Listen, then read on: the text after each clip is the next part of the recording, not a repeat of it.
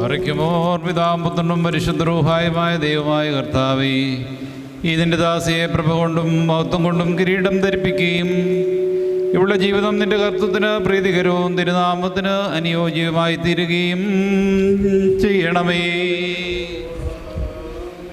കർത്താവേ, നിന്റെ പുത്ര സ്വീകാര്യമാകുന്ന ആത്മീയ മാതാവിൽ നിന്ന് നിന്റെ ഏകജാതന് സഹോദരിയായി നീ പൂർത്തീകരിച്ചിട്ടുള്ള ഈ നിന്റെ ദാസിയെ ജീവദായകമായ നിന്റെ വിവേകശക്തി മൂലം സുവിശേഷപരമായ നടപടിയിലേക്ക് നീ നയിച്ചു കൊള്ളണമേ.